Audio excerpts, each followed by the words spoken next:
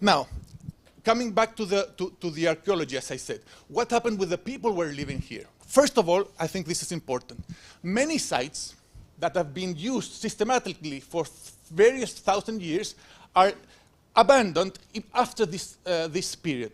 The white layers are archaeologically sterile layers with no occupation, and the sites have only been reoccupied after almost more than 2,000 years after they were abandoned. This pattern you can see in various sites in the region, even those that were not affected necessarily by the tsunami.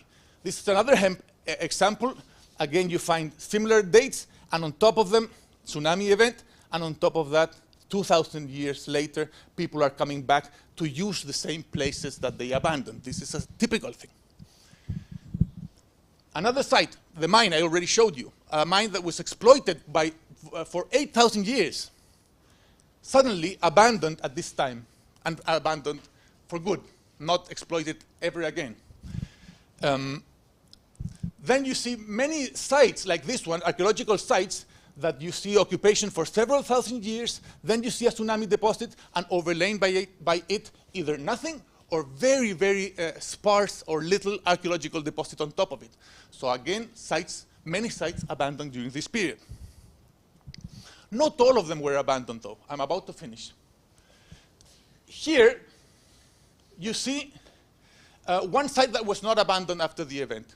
Here you see the event. This is the chronology, 6,000 years before present, 1,000 years before present. This is what the site looked like before the event. And these are archaeological proxies: density of lithic materials, density of shells, density of bones, all of which are considered by archaeologists proxies for understanding the importance of the occupation, the amount of people or the amount of time people are spending in a place. All of them drop after the event, only to recover after 2,000 years, most of them, to recover to the levels they had prior to the event. If we're working also with data from other colleagues, comparing functionally similar sites, residential sites, from before and from after, again, all parameters fall dramatically in some cases, and only to recover a few thousand years after the event. The only way an archaeologist can site counts, amount of sites, again, drop after the event, only to recover 1,000 years again. These are cemeteries which completely disappear for 1,000 years, and you only see the reappearance of cemeteries 1,000 years after the event. So the only way an archaeologist would explain this is either people left the place or people were killed by the event. There's no other way to explain such a demographic decrease. Less sites, no cemeteries, sites less occupied, sites smaller. How else can you explain such a thing? So this you don't see in any other moment throughout the history of this coast. And if you see some probability of already radiocarbon ages available for all of the northern Chilean coast, you see a sudden decrease again after the event, which is also considered internationally as a proxy for demographic figures or demographic patterns. And last but not the least, here in blue, this is the altitude and distance from the sea of the cemeteries, maybe the most sacred location for these communities where they place their dead. Before the event in blue, after the event in red, this 1,000 years after the event, actually, because I told you there was lack of cemeteries below. So even 1,000 years after the event, when people start building cemeteries again, they're all building their cemeteries farther from the sea and at higher altitudes, and higher than the highest run-up that we've calculated. So that means that this event probably stayed in the memory of the people for a few thousand years and affected the way they interacted with the environment for that period of time. Suddenly, 2,000 or 3,000 years after the event, people start burying their dead again down there, start living again down there, and of course they were hit by tsunamis later on. Okay, conclusions, let me read them. Long time scales, we know, are essentially to adequately assess the sources, the characteristics, the magnitude, and the recurrence of paleo-earthquakes and paleo-tsunamis. However, in northern Chile, hazard assessment is currently based mostly on information from historically documented earthquakes that all of you have modeled, all of you have understood and studied, but they are calculated, well, 8.8, some of you said 9.1 or whatever. If we are correct in what we are suggesting, the results of our transdisciplinary geoarchaeological research provides evidence for occurrence of a probably 9.5 magnitude mega earthquake, driven by a 1,000 kilometer length seismic rupture, which encompassed the entire northern Chile region and generated a tsunami with a probable run-up of probably more than 30 meters, which is the parameter that SHOA is using. So we have evidence suggesting higher altitude inundations and higher magnitude earthquakes. And this had, as I told you, significant events on local populations for 2,000 years. These results suggest the need to consider a worst-case scenario based on such an event, capable of producing more than 30 meters inundation. And this scenario has to be considered not only in our coast, but across the Pacific, as James said. So we reinforce the necessity for continuous geoarchaeological research, not so much for writing papers, but for really affecting public policies and affecting social memories. People have to remember the probability of occurrence of this. Let me just say this. This is important for public policies. Public policies is not just something that you say and everybody, it's the same on everybody else. It's not the same. Poor people are much more vulnerable than rich people. And especially now, all our migrants communities living along the coast with no social memory, with no understanding of these effects, the vulnerability of them is really high. So we have to reinsert the memory of this occurrence, I believe, in order to foster local resilience. So we finished here. I think a major challenge of this meeting is how we integrate the different types of evidence we're dealing with.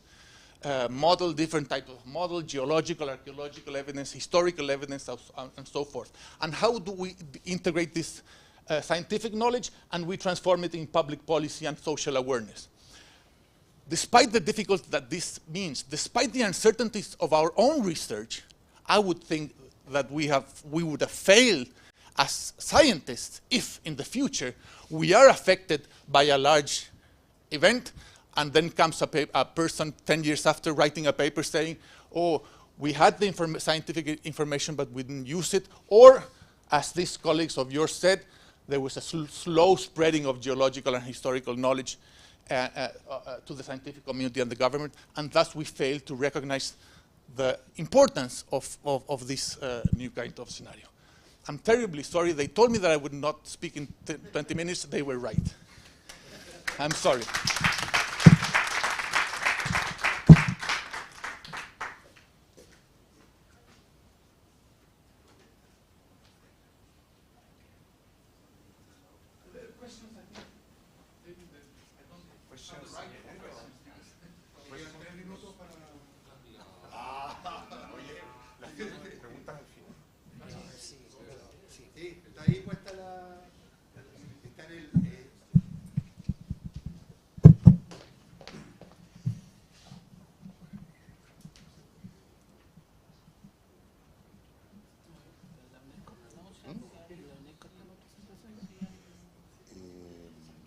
Se la tiene en el...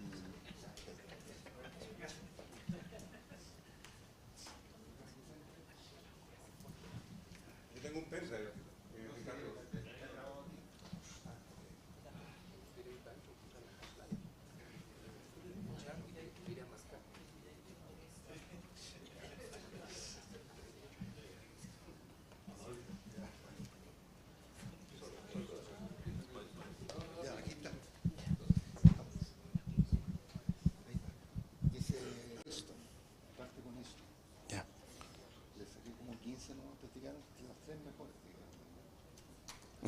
pesado. Yeah. Okay.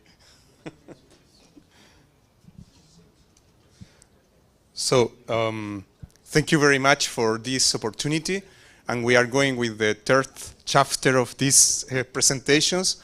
What has happened after the 3.8 kilo years before, and especially in the last 12,000 years along the coastal northern Chile. This will be the focus of this next presentation.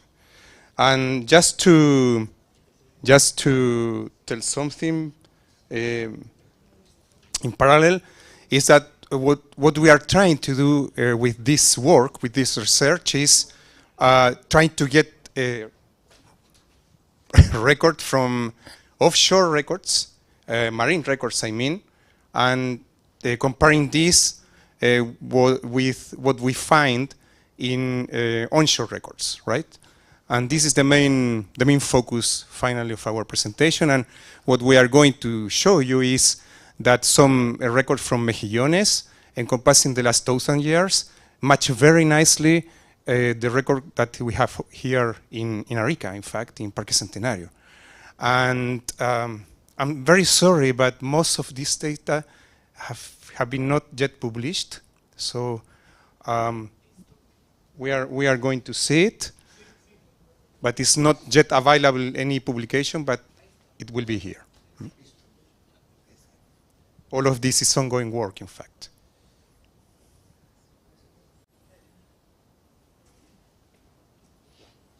It's okay?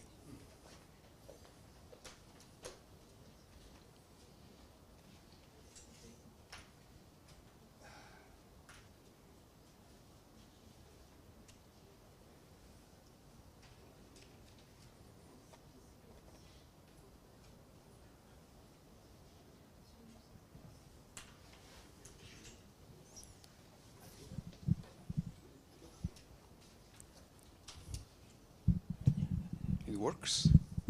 Oh, yes. Okay, here we are. This is the third second chapter, what has happened after the 3.8 kilo years event. This is a compilation of the historical tsunami run-ups of the recent tsunamis, large tsunamis along continental Chile. And what we can see here is that historical tsunami run-ups from the 1868 and 1877 event were huge regarding these historical chronicles. And what we are asking is how much time do we need to be for the subduction margin, I mean, to be prone to produce another similar event. And then what has happened in the last 2,000 years regarding this kind of event similar to those one. So we are going to see some records from Mejillones, as I'll tell you. This one from Mejillones, offshore sediments, from archaeological record from Cobija, some offshore sediment from Iquique, and also paleo-tsunami record from Arica here in Parque Centenario. And this is what we are telling you. What we are trying to do is to compare this kind of records, means slump deposits and homogenites and things like that, that tell us about the shaking, you know. Much higher is the shaking and much more time take it, much bigger and will be this one, and eventually we will get an homogenite, in fact. And in this case, this is a profile showing an archaeological site from Cobija, where we can see some distinctive deposit. For example, here with a crust, salt crust at the base, and also here you can see the shell midden, very, very well preserved here, and this deposit are working, all of this, very, very different, for example, to alluvial deposit. This is clearly not a debris flow, for example. We know that very well. So this is the Mejillones Bay, where the record is, and this is a beautiful record. These are laminated sediments and recording paleoceanographic history. We know very well also the very recent period from this, and the issue is that in between these very beautiful laminated sediments, we have a slump deposit, distinctive deposit, which are slump deposit like this, and overlaying this deposit, we have also turbidite deposits. So we interpret this as a product of the shaking of an earthquake, and followed by the backwash of a tsunami. Because you can see here, for example, that this deposit is not enriched in mineral contents, and this deposit, the turbidite, is enriched in mineral content because of the reworking of littoral material and especially carrying or transporting minerals from shallower areas to deeper areas in the bay. So we have two cores showing this at Mejillones Bay. We have also some lead to 10 data, some other geochronological data supporting that this is a record of the 1877 event, in fact. And in addition, we have also this record from offshore Iquique, where we have also some lead to 10 data and radiocarbon data supporting this. So we know very well that this is the signal of the 1877 event, offshore Mejillones and offshore Iquique. And you can see the thickness also of this record, which is not much, but it is. So what we can see in the last 2,000 years, more or less, this is a long record encompassing the last 1,500 years. We have another record also supporting much of this distinct deposit, but we are going to show only this one. And from this one, we can see, for example, here, this is the calendar age before the present. This is the year 1950. And we can see older ages here, and we can see this diminishing trend here. And it is interrupted by these ages, which is inverted ages here, another one here, for example, another one here. This is a lack of material here, a hiatus, including a hiatus. And in this case, we have also the 1877 event, which is associated also to an inverted age in that case. So what we can date here is this one, of course, the most recent event, the 1877 one, and then we have some other minor features that could be associated to some minor historical event, but they are not clear. What is really clear is this kind of feature associated to the Aegean earthquake and tsunami. And then, similar to that one, we have this date. We know this 1409 and 1449 event because we saw it in previous work, in previous cores. So we know very well the date of this. And in this core, this event produced an erosional feature, and we have a hiatus in this core, in fact. Yeah? But we know very well this date. And then we have probably a distant tsunami here. We don't have any feature associated to the shaking, for example. We are going to see it. And we have, again, a feature similar to the 1877 event. In here, dated has 781, 920, Common Era. And then again, we have another similar feature dated has 472, 613. And then we can also estimate the time interval in between these last Aegean events. And we found that, for example, the probably predecessor for this 1877 event occurred around 448 years before that one, and then the previous one occurred 580 years before, and then the previous occurred about 300 years before, more or less.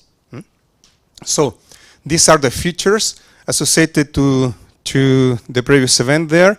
You can see here this is an homogenite, and you can see the turbidite, the turbidite signal, very, very well developed.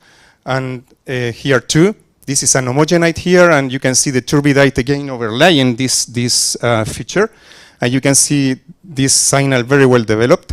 And in this case, as I told you, we have only the signal associated to a turbidite, but we don't have any homogenite. So we propose that this is the signal associated to a distant tsunami, probably.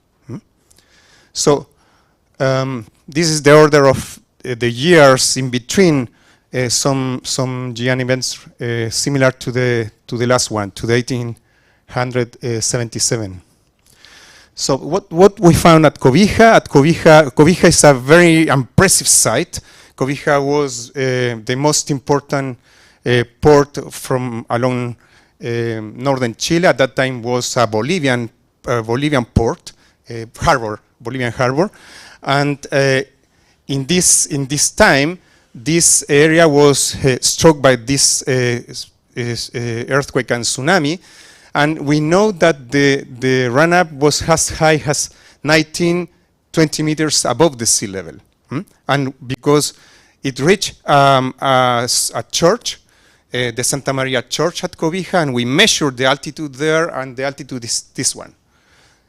So what we found there is this archaeological record, and in this case we have 3 distinctive deposits above the erosional conformity associated to the 3.8 kilo years before the present event. And we have this one, probably the most recent event associated to the 1877, and we have 2 more deposits which are not very clear, but we have the date in terms of the dates associated to that deposits, but we have the signal in the archaeological layers. But what is most interesting is the record that we have in Arica, here very close from here, which is located at Parque Centenario, and in here we studied 2 pits, in fact, two sites, this one and this one, and what is interesting is that these sites are located above 15, let's say, meters above the sea level. We need to calibrate all of this altitude, but it is more or less this. And this is one of the sites here. We have some distinctive sandy layers in between wetland deposits. I mean mud, organic mud, something like that. We have this one, we have this one, we have this one, and then we have a last one there, and then all of this is overlaid by a debris flow deposit. And this is another site in here too, in Parque Centenario. This is a beautiful feature. We have also the tsunami layers, sandy layers here, and these layers are in between these organic mats, and also we have this debris flow deposit overlaying all of that. And this is an historical channel, and we can see here, for example, this erosional feature that is associated with this this part of a shipwreck that is most probably the watery in between this deposit. So some characteristic, textural and compositional characteristic of this sandy layer, what supporting the fact that this will be produced by tsunami events, is that of course there is a clear grain size signal, and also all of these sandy layers are characterized by marine microfossils content, like benthic foraminifera, leaving 20 meters or more of water depth, and also some ostracoda, and also some remain of fish, and also some echinoderma. I mean, very several types of marine content. Trying to get dates from this record, we found this all of these dates, radiocarbon dates. These dates match very well with the last event. We think that this is most probably the record of the 1877 event in here, and in here too. And we found all other previous event like here, other previous like here, and other previous event like here. And what is interesting is that all of these dates match very well with the Mejillones record, in fact. We are going to see it. Before that, we compare this record with the record which were reported in Japan from Suji in 2013. The 1877 event produced an impact in the Japanese coast, and this event was a previous one that produced also an impact in the Japanese coast. And in this work, he proposed that the probably source of this was northern Chile. In fact, it was similar to the 1877, and this event too, in a similar way, the source for this event, this orphan tsunami, is also a similar than the 1877, probably northern Chile and even southern Peru. When we compare all of these dates that we have this, something like this. We have here Mejillones, Arica, and Japan, and you can see here the last one that we saw in the sedimentary record, the offshore Mejillones. We see something also in Arica, in Parque Centenario, and then we have also here record about 1409, 1449. We have similar ages in Arica, similar range age in Arica, and we have the record, historical record from Japan, telling about this event. And then we have a previous one here with these dates in Mejillones, 1800 something, and we have similar age range in Arica, and again we have a historical record from Japan, 799 in Common Era. And finally we have a previous one that is not reported in the Japanese record, but we have consistent ages in Mejillones and in Arica, and so we strongly believe that this record were associated to subduction earthquakes similar to the 1877, as the Mejillones offshore record told us. Finally, just to show you some beautiful record that we are studying along this coast. This is a very difficult environment, as Diego said, to find some tsunami records.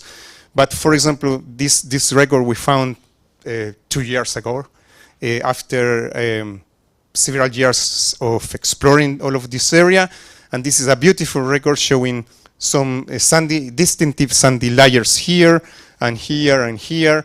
This is an archaeological record, and so we are going to study this in depth, and we hope to get also some additional evidence for paleo-tsunami records, paleo-tsunami deposits in this region, in fact.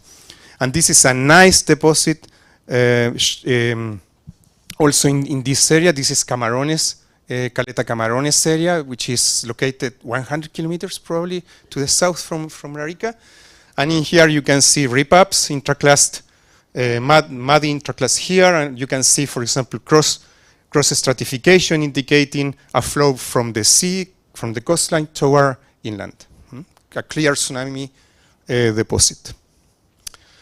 And finally, let's tell something about one possible event, one possible source for a precursor of the 1746 event of Callao. This is a Salmon Record of Callao. And let's say that this record were taken probably more than 15 years ago, when I was collaborating with some researchers from Peru, from IMARPE, the Instituto del Mar del Perú, trying to get some paleoceanographic signals from all of this record, and we found these slump deposits that, according to the geochronological determination, match very well with this event here, with this event here, and with a previous huge event that occurred more or less around these dates. This kind of evidence can be also searching for along all of this coast, also along offshore Peru, and that's all. Thank you very much for your attention.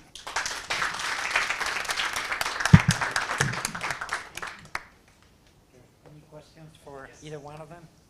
Maybe starting with Gabriel.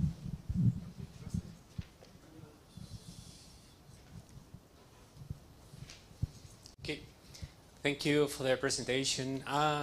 From innocence as an engineer, I was wondering, how can you guys identify that it was only one big event and not 2 or 3 events in a very short period of time? Because you are analyzing after 4,000 or 3,000 years. I was looking at the dates, for example, in 1868 and 1877, you have only 9 years.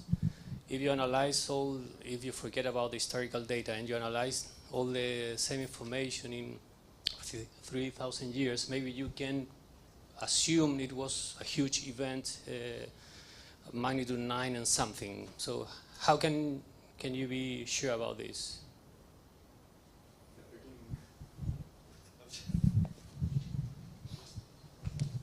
In the case of the 3,800, you wouldn't get the kind of deposit on a distant coastline that we saw without it being, we essentially inverse modeled it, and this was in the complete absence of knowledge of any work having been done in northern Chile, and we calculated that it had to be a magnitude 9.5 earthquake that did it.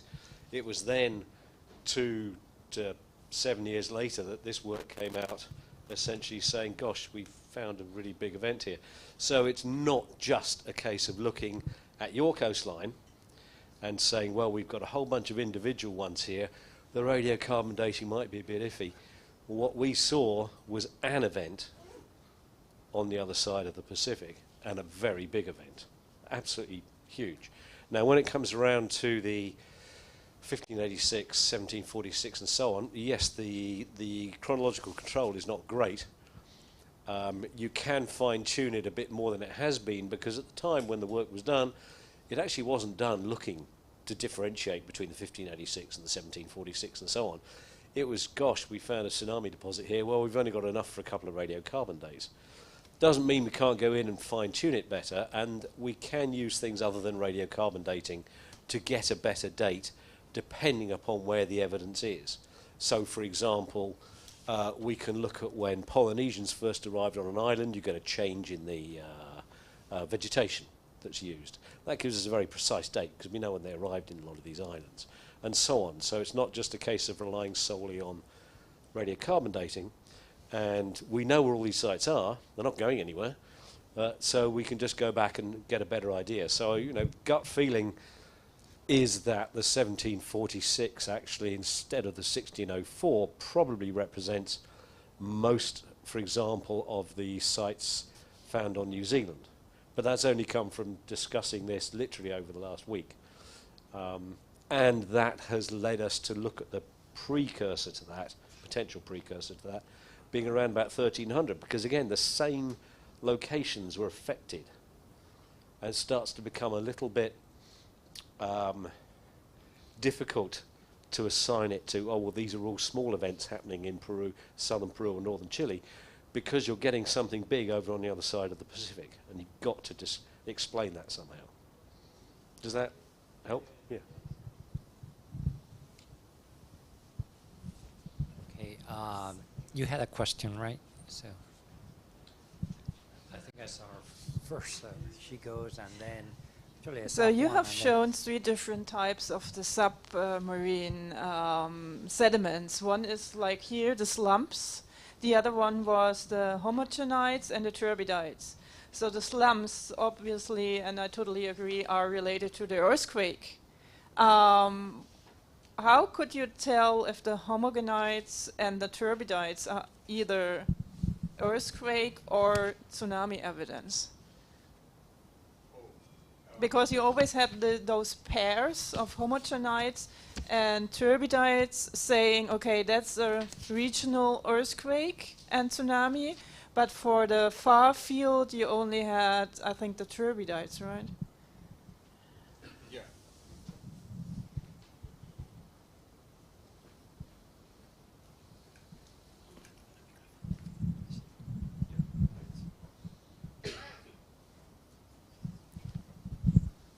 So you mean about the interpretation of this feature, right? Yeah, you know, there is the homogenites are also part of the stratigraphy in the Mediterranean Sea, where you have those very thick homogenites.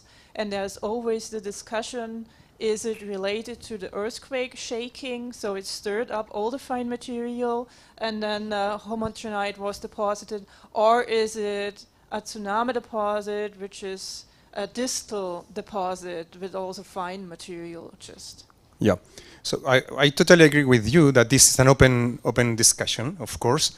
But what we are trying to do is to compare all of this with what we know, in fact. So from here, this is a kind of calibration of we try to calibrate it. I totally agree that there is also this is also an interpretation, of course. But we try to calibrate this, and we associate this to the shaking. And for example, in here, this slump is about 5 centimeters thick. And for example, here offshore Iquique is much thicker. So it's why we believe that this is associated to the shaking, for example. We saw this also. We found this kind of evidence also of offshore Pisagua. Pisagua is maybe 200 kilometers to the south from here. And again, the size of this is different. So it's why we believe that this is associated to the shaking. We don't find it in, for example, some other minor events. We don't find it in some other, for example, eventually distant turbidite associated to distant tsunami, because we don't have this feature. So it's just because of that. I agree that this is an open discussion, but it's what we have. And we interpret this because we know very well the phases, the lithology of the littoral sediments, and we are sure that these minerals, the composition of this we know very well from the littoral sediments, which is similar to these sediments too. So all of this is reworked from the shallower areas, and we don't find this signal, for example, in here. This content, the mineral content, is similar to the rest of the sediment core, which is quite different to the turbidite itself. These are the arguments, in fact. But I agree, this is an open discussion, of course, like everywhere in the world. Thank you very much. Thank you all for a very interesting and different, at least for me, discussion. I had one question, I think, in terms of the archaeology and the human settlements, because what we see is that there is a continuous vertical change. So there is a change in sea level rise, and also probably the distance from shore varies during the epochs. Whereas human settlements are always going to be superficial. So how do you take into account all the vertical changes in terms of translating that into the relative position of, for instance, of cemeteries? Do they need to be adjusted for the change in the location of the shoreline, and how do you do that? You mean adjusting due to tectonic or yes, eustatic? Any kind of sea level change. Yes, and yes, the fact that, for instance, in what Gabriel just presented, you see a slope. So that means that the land is continuously going, well, not continuously, but goes up and down all the time. I'm so excited about the question. Oh, yes. I was hoping, well, exciting is better than mad. Maybe I'm mad. No, but he said slump, not slope, slump. No, but I was, yes. Can you go back to? Okay. Yes. But the thing is that in the case I showed, when the people are putting their cemeteries high, that's after the high sand of the middle Holocene sea level. So that means the sea level is assumed to be more or less similar to the you have now. So because that's more or less 2,000 years ago. And when people even come back to the sites that they abandoned, that's 800 years ago, 1,000 years ago. So the sea level has not changed significantly from in this last period. So, and according to tectonics, yes, you're right. There is a constant uplift, and we've estimated, and Gabriel's team has estimated an uplift average of 1 meter every kiloyear, every 1,000 years, 1 meter. But even then, as I told you, since we are dealing with 1,000 years or 2,000 years, that difference really will not affect. Yes, it's so small that will not affect the results of the model. Yeah, okay. The statistical difference between both even is the signal is larger. Yes, even if we account for 1 or 2 meters of tectonic uplift in the later periods. Let's add that there are some estimation of the sea level at that time, at the time of the event, and the sea level was probably let's add that at the time of this event, of the 3.8 kiloyears event, there are some estimation of the sea level from models, because we don't have along all of this region data, paleo data for sea level. But there are some models estimating that the sea level was probably no more than 4 meters before the present day one. Yeah, was higher. And all of these deposits are located 7 meters, up to 7 meters or even more, above the above the sea level, the present day. And the other thing is, it depends regarding the vertical question, the vertical uplifting, or depends of the model that you apply.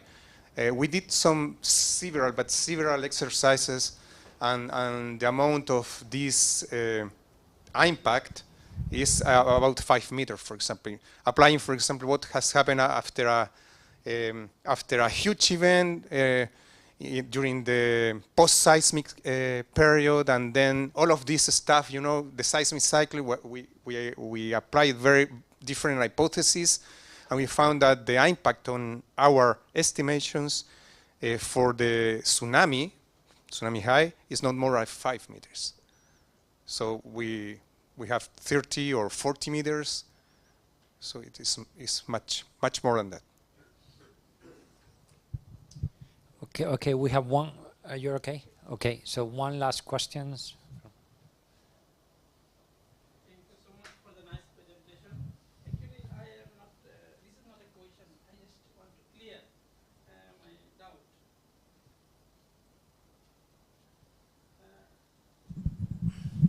This is not a question. Actually, I want to clear my doubt.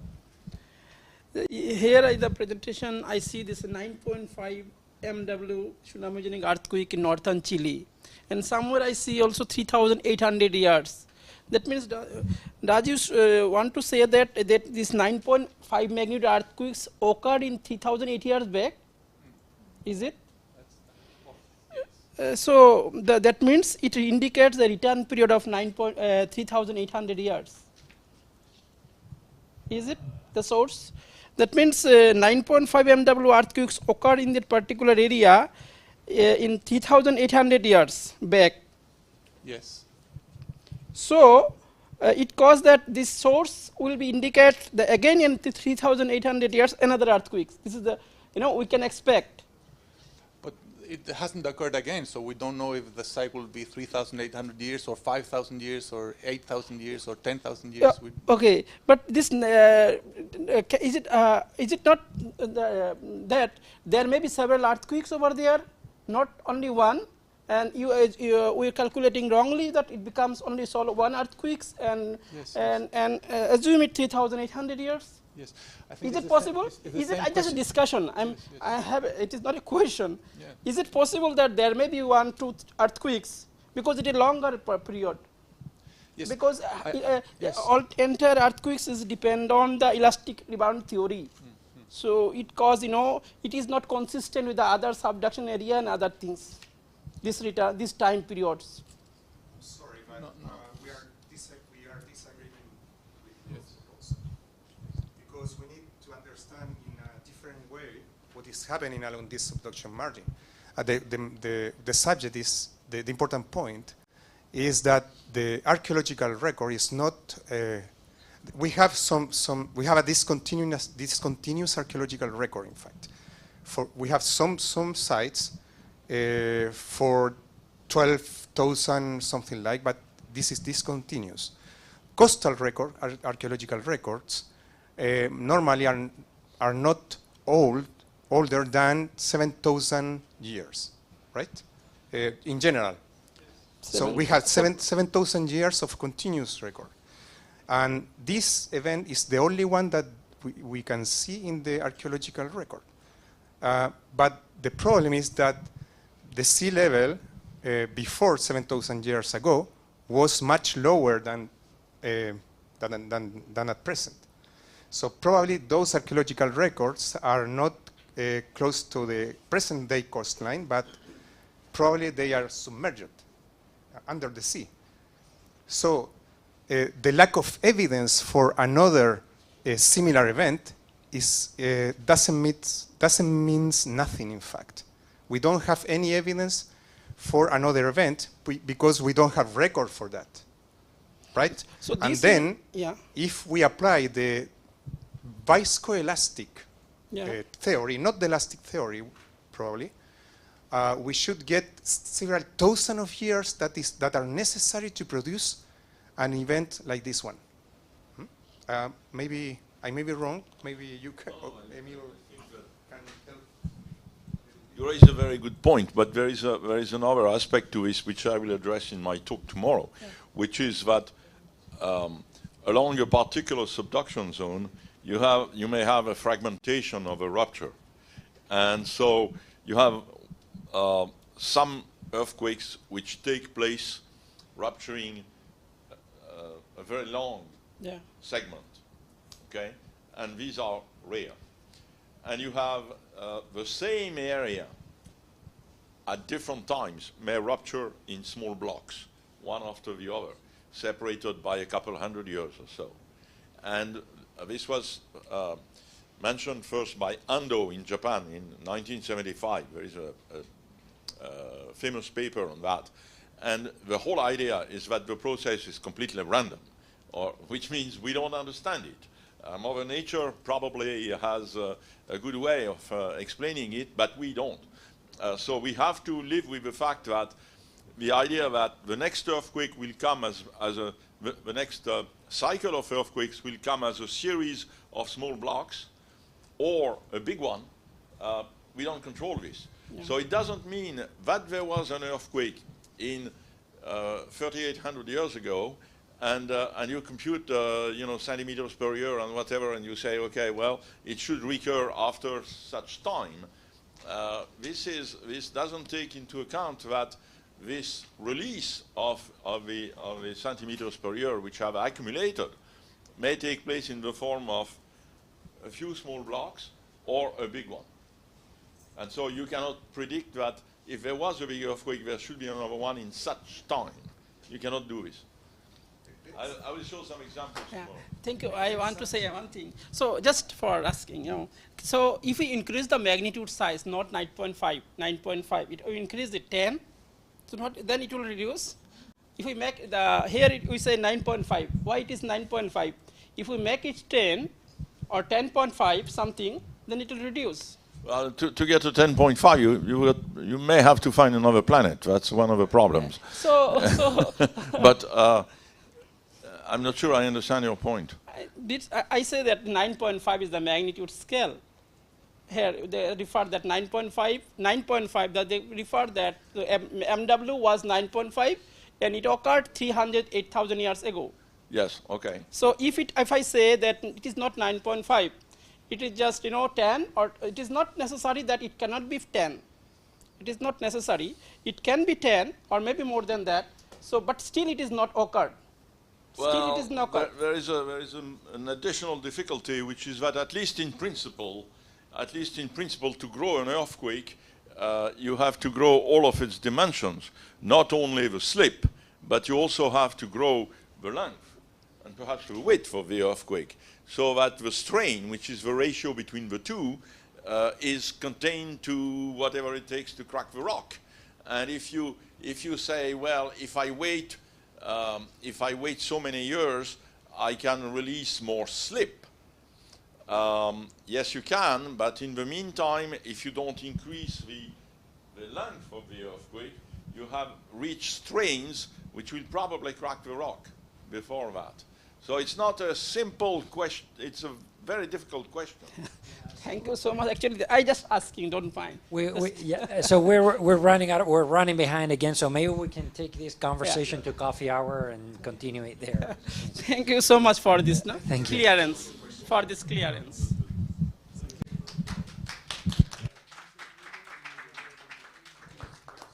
So we're gonna have a 15-minute coffee break, and then we'll see everybody back here again. Thank you.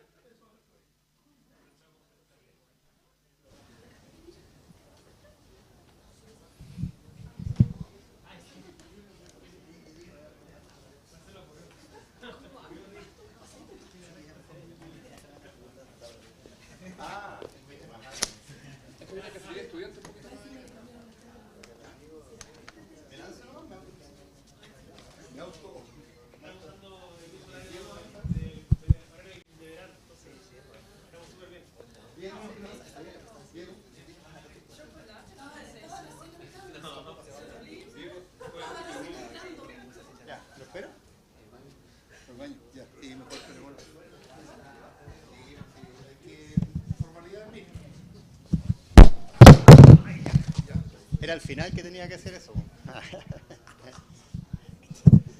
Como Obama.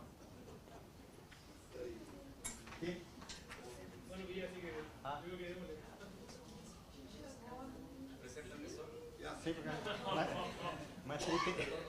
más triste que la sesión de cierre en la mañana. Okay. Well, is the people online? Or nobody's there anymore? Sí.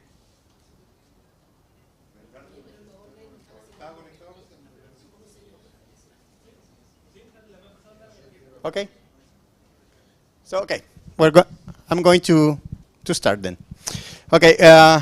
Good afternoon. I'm kicking off the last session, I think. I'm Patricio Catalan from Universidad Santa Maria in Sihiden, and I'm going to be presenting some ongoing work that has been ongoing for several years now. Where we have been collaborating with several students or the colleagues at Sihiden, Rafael himself, and others. And I'm going to completely change the time scale. This has nothing to do with paleo. And I'm not going to talk about time. So I'm going to talk in a completely different frequency. So what is the motivation for this? Typically, we tend to think, or we think, in terms of linear evolution of the tsunamis. We think of it in time, where it has its generation, where we have a source. And then once we have the source, there is going to be a propagation of the waves around the ocean. And that is going to create, the waves are going to evolve and be transformed. And eventually they reach the coastline where it's happening what we actually, most of the time, care. That's where most of the people live. So, and sometimes we're going to have different signals, different time histories at different locations. This is in Iquique, just an example. But we think of it in terms of a process that has a beginning and an end. But if we change and we move away from time and now we change to frequency, so that means oscillations per time, we can also think in terms of this evolution of the tsunami as a transformation process. So the idea behind it, and this is fairly old news, is that we're going to have a source, which is this Z here, and that is going to have a frequency content. That means that certain oscillations are going to be present at the onset of the tsunami. And that source function or spectrum is going to be modified as it propagates across the ocean, but more relevantly, it's going to be affected by what is happening at the coastline. So the coastline is now going to modify the spectrum, and what we see at the coastline, what did I do? Oh, thank you, now it fits. So what we see at the coastline is going to be a response that is going to be dependent on all this transformation. Generally, we don't really care much about this because this is what we are interested. But when we look at this in these terms, we can see that the response that we're going to have at the coastline can be a linear function of either a modification or the source. So now the question is, what we see at the end, what is more relevant? Is it the source or the modification that we induce at the coastline? And so what we're trying to address is when, that means which earthquakes are going to trigger a different response, or where, that means which bays do carry more weight on either of those terms. So this is a weak analogy, okay? We can think of this as a drum set. So the bay and the shape of the bay, the coast, including the shelf, is going to have certain tones that can be excited at certain times. So now the question is whether that is going to be just a function of the drum set or the drummer. Okay, and the drummer will be the source. So it will depend on how you hit the coastline, whether you're going to excite certain modes or not. Why the interest? Because if we look at past events, at least in, well, in many places around the world, but here in Chile, for instance, Arica itself, even when the earthquakes are located, the sources are located in the south, you can see that Arica has a higher amplitude.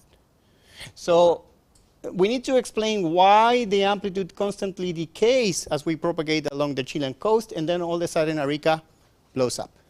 And that happened for Maule, it happened for Ijapel, and we also have some other places that have a very interesting response, such as Coquimbo and others. So there are some differences in the overall response of the different locations around the coast, and that might be related either to the source or to these local characteristics.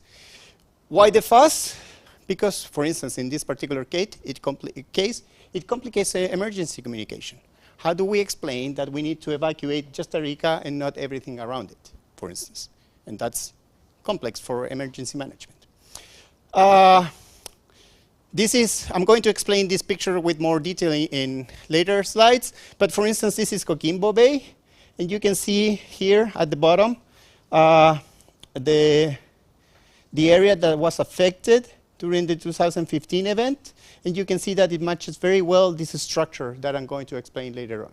So there is a good correlation of what we have seen in past events with something that is coming out from numerical models. Okay, so why the interest? Is because if we have resonant conditions, the system is going to continuously moving, and that is going to introduce a variable that we haven't spoke a lot about. That is the time duration of the event. So for instance, if we have a resonant bay that can move for longer period of times, and now we need not to think in terms of just a single wave, but as a series of waves. And not only that, sometimes resonant locations can have very strong late arrivals. And that means not the first wave is important. It's something that is going to happen later on during the lifetime of the event. So again, for emergency management, that is very relevant because now we need to have a longer time windows for assessing the hazard. Standard methods. Okay, this, as I said, this is all news. So the standard method is to use and analyze and transform from time domain to frequency domain tide gauges. So that is actual data. And for instance, here you can see in Antofagasta, a little bit further south, a series of recorded events. And here you have the oscillation period, the dominant oscillation period in minutes. So you can see in Antofagasta, almost all events tend to move around 43, 44 minutes. All of them, regardless of location. We are including here, for instance, Sumatra, and we're including local events like 1995. So it's exactly the same response. So this is actual data. It's very good, but we need an event. So we need earthquakes to assess this. And also, we need to be very careful where it's located, the actual instrument. And this is Antofagasta again. As an alternative to overcome the limitations of having actual data, we can use numerical models. So for instance, a free oscillation of the surface. We try to do free oscillation modeling and using finite element method to find the spatial structure of the mode. So here is the Antofagasta Bay. Mejillones is at the other end. And what you can see here in this color map is that when the water surface moves at the resonant modes, the amplitude is going to be larger here than here. So we will have something that it will go up and down like this. But then the second mode is going to be a little bit more complex because it will tend to move really high here, nothing here, and a little bit more here. So it will be pumping like this, okay? And we'll have a third and fourth and so on modes.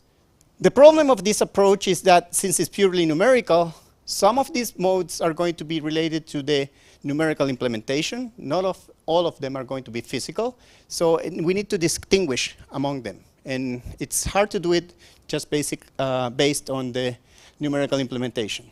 And in the case of Antofagasta, I just showed where the tide gauge is, and you can see that it's not that necessarily that Antofagasta is located at a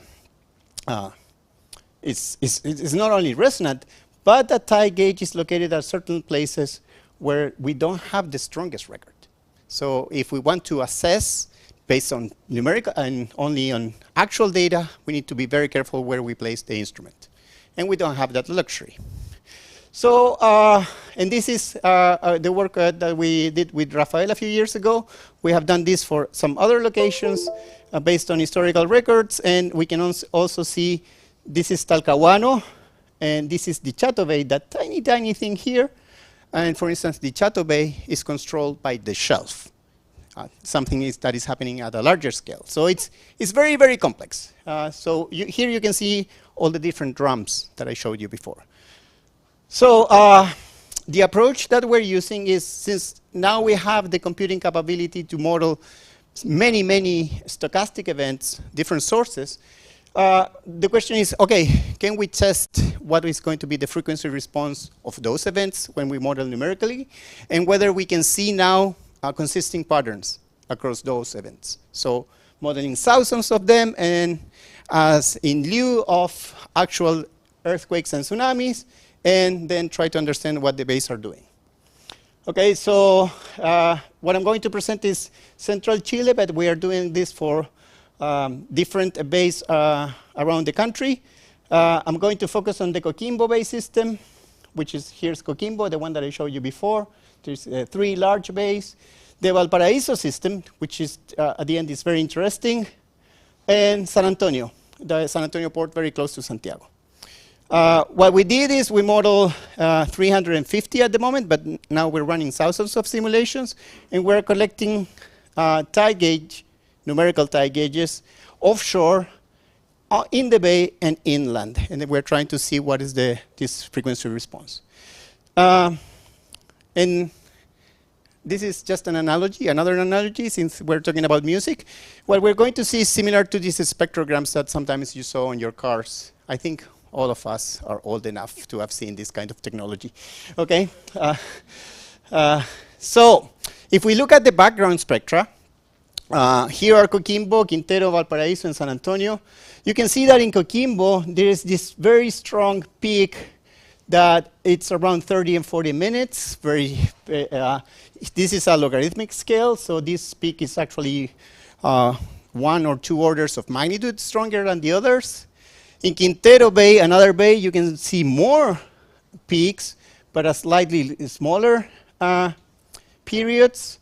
Whereas in Valparaiso, you can see in the background there's many, many actual data that we use to estimate this average response. And you can see that the signals to noise ratio is very low. So in Valparaiso, it seems that not a lot is happening, and similar case in the case of San Antonio. Very strong at Coquimbo, present but somewhat weak in San Antonio. So what we did is we collected all that information, and it's very complicated, I know, but think of it as that radio signal, you're collecting it in time. So we have 350 events classified by magnitude, and then we take the average of those in terms of the median of those in terms of magnitude.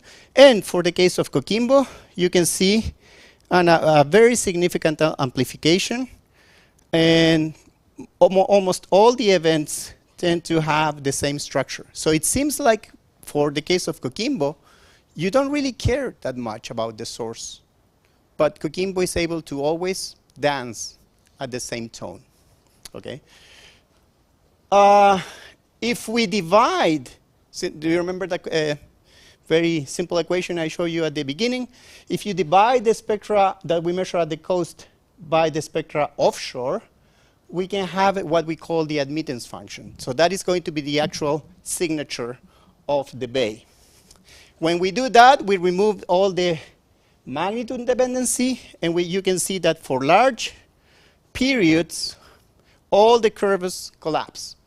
And we can see the same structure. And here, at very short periods, we do see some differences. But for the most relevant part for our assessment, Coquimbo is completely insensitive to the source.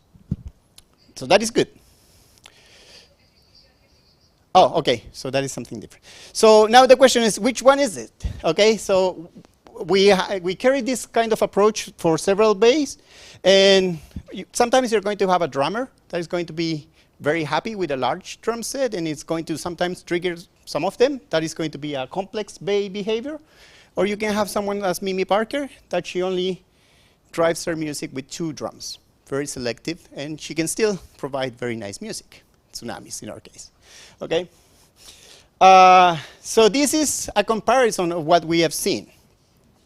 In the background, all the thin lines are the different bays that we studied. And for instance, in the case of Coquimbo, we can see strong amplification, okay, strong admittance in this window, actually the strongest among all the 7 different locations that we have studied. So it seems that the response at Coquimbo is always colored by the bay. The bay filters, selects, and amplifies the signal. So the joke that I always do, if you throw a pebble at Coquimbo Bay, you're going to get a large tsunami. Okay. Valparaiso, on the other hand, it's all over the place. Sometimes it resonates, sometimes it doesn't. So but it's just average. And in Valparaiso, for those of you who have visited there, we have a saying that there are no tsunamis in Valparaiso, which is wrong. But then, okay, the question is, why we tend to think that there are no tsunamis in Valparaiso if we have this response? I'm going to explain that in a little bit. But please notice that the periods are between the 37 and the 26-minute range. Okay, very long oscillations. And San Antonio is very weak. Okay, the smallest of all of them. So it seems like there is no clear response.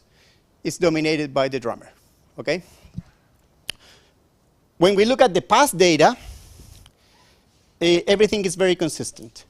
These are all the past events and the tide gauges, and you can see that in Coquimbo, what I showed you before, short periods all over the place, but there is a strong amplification around 30 and 40 minutes. Valparaiso, it changes. There is some certain periods that she likes to dance, but it changes depending on the event. And in San Antonio, wow, we are very sensitive to the earthquake. When we look at when we couple that information with our free model, this very first mode of Coquimbo is actually 32 minutes, spot on, and amplifies the location where the maximum inundation happens. And if you remember the image that I showed you earlier, this is exactly where we got most of the inundation in 2015. So Coquimbo is very well placed as a harbor for swells and the southern waves, gravity waves, but it's the worst location in terms of tsunamis. Valparaiso, on the other hand, remember this 37 and 26 minutes. Valparaiso, it's here. This is Concon Bay. This is a bay system. So we need not to analyze Valparaiso on its own. We need to think of it. Someone in Valparaiso didn't like this. Okay. So we need to think of Valparaiso as a couple bay system that is driven actually by Concon Bay. And in fact, going back to this myth, whenever the last few earthquakes have caused damage in Concon, but not in Valparaiso. So by comparison, people tend to think that in Valparaiso nothing happens. But here, we do get damage. And actually, it's very consistent to what we have seen in the past. And San Antonio, it's located around here. I didn't mark it, sorry. And you can see it's very close to the nodes of the spectral response. So San Antonio is very well located away from the main oscillation. What happens here in northern Chile? Arica. And you can see that Arica is very sensitive to the source, but she has a lot of different modes that get maximum amplification where Arica is located. As in the case of Coquimbo, Arica is located at the worst possible location in terms of this amplification, it seems. And it's very sensitive to what's going on the southern Peru shelf. So all these very long coastline is actually somehow driving energy and creating this modal structure that gets maximums in Arica. So that explains why it always gets these large amplitudes. Antofagasta, what I showed you before. Antofagasta likes to oscillate always at the same rhythm, but Antofagasta itself, it's located in an area where we are away from the main amplification. But here's a caveat. Antofagasta is actually growing towards the north. The new expansion of the city is actually moving towards the north. So that is something that we can use to account for urban planning, for instance. And something that we're beginning to explore, if we have something that is slowly growing in terms of elevation, what is going to be the balance between kinetic energy and potential energy? So it's likely, and this is just very early work, that the hydrodynamics of the incoming waves are going to be different. Usually we tend to think that waves are going to arrive with a lot of kinetic energy, so creating all the conditions to destroy buildings, for instance, and wash away people and other things. But it's possible, I'm not saying it's the case, that resonant locations are going to be driven by potential energy. So these are going to be slowly going up flows, but not as fast, but can still carry a lot of energy. So this is going to be important for engineering and mitigation plans, for instance. But as I said, it's early work. So we're going to expand this in future base. So that's what we're working on. I think it's important to consider this time response. And that's not all, folks. Rafael asked me, and I don't know if you want to present a little bit of stochastic modeling. This is only a 30 minutes presentation. No, it's only 2 minutes. It's only 2 slides. I just want to show some preliminary results of an ongoing research. We generated stochastic tsunami scenarios along Chile in order to build probabilistic tsunami scenarios in some cities. And here we have some examples in the magnitude 8.4 to 8.6. You see the maximum is sleep in the south, the center, or north. Also 9.92, different scenarios. So we generated like 10,000 scenarios, and then we applied some filters, and we selected 50 scenarios per magnitude beam, and some representative scenarios to be simulated. The next. And the example to Arica. So we have here the tide gauge, virtual tide gauge, some time series for the 50 scenarios in each magnitude beams. And then we combine all these results in the whole domain using some recurrence, the return period, and probability in a given period of time. And for example, we have this inundation map which has a 2% probability of exceedance in 50 years. And as Patricio mentioned, the maximum inundation is always around the city center. It's a maximum more than 12 meters actually here. But the return period is very large. So one question I would like to remark here is we are talking about tsunami scenarios, or we need to define in this workshop some tsunami scenarios. But the question is, what for? So are we thinking about evacuation only, or are we also thinking about urban planning or design of structures? For example, this return period, or this probability of 2% in 50 years, is the probability used in the American standards for design of structures, not for evacuation, for design. If we want to do the structural design, they recommend to use an event which has a return period of around 2,500 years. So maybe for evacuation could be even larger, or the maximum events. So my remark is this. So why we are defining the scenarios and for what? Okay, thank you. That's all, Volker.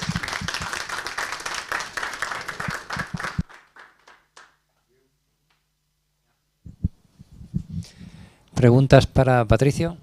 Sí, okay, adelante. Professor, first, thank you for the exposition. just a question and side comment, but I believe the final comment goes to this, but I will want you to go deeper. Do you think that we need different approaches for early warning systems, for land planning, for example, or for urban planning? I do. It's similar to what Rafael was saying, and I think it's something that we need to be conscious about it. Just a little bit of context and a comparison. Over the last few days here in Chile, there have been a lot of inundation going on. Probably you have seen it in the news. And it strikes me that, and I was talking with Sergio about this a while ago. It strikes me that most of the focus is on just the inundation and the affectation of houses, roads, and buildings. But we sort of take for granted that people are safe. Okay? Whereas in the case of tsunami, we're still concerned about saving people, and we're not even considering at this time what is going to happen with different infrastructure. So it seems like we are lagging in certain ways. We still have much more work to do in order to focus first on people and how to deliver the right message and how to address proper evacuation, but as we were discussing earlier during lunch, how to address when people are safe to come back, and that's where resonance becomes really relevant. So there are many still, I think there's a long path ahead of us in terms of focusing on people's lives. We have techniques and models and capacities that we can use for urban planning and infrastructure, but those require different methods. And I think at the end of the day, and perhaps for the discussion, as scientists, we need to be, we were discussing this with Diego earlier, be aware of who are we communicating this information with, what kind of capacities they have, and what are the final uses of this information. And again, we need to define clearly our objectives in terms of not the science, but the engineering or the decisions, the stakeholders. So I think it's very important, but we need to have that objective in mind, and sometimes they're going to be treated somewhat differently. Of course, my opinion and my 2 cents. Thank you, Professor. And as I said, just a little side comment from that. For us as early warning system, it's very difficult, and we were talking with Diego before, that it's very difficult to go, this is an analogy of course, but if you go to someone's house and you say during an emergency, okay, there is a 50% that your house is going to get flooded by the tsunami, and 20% that you're going to die because of that. So, and he's like, okay, and what is the other 80%? Who knows? But at the same time, that's the problem for early warning system. But from the other side, when we talk with the Ministry of Urbanism, they are like, okay, this is the maximum probable event. That it's what we use for SITSUs, for tsunami inundation charts.